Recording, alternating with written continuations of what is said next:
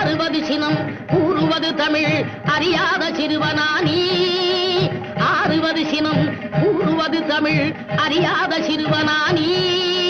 மாறுவது மனம் சேருவது இனம் தெரியாத முருகனானி.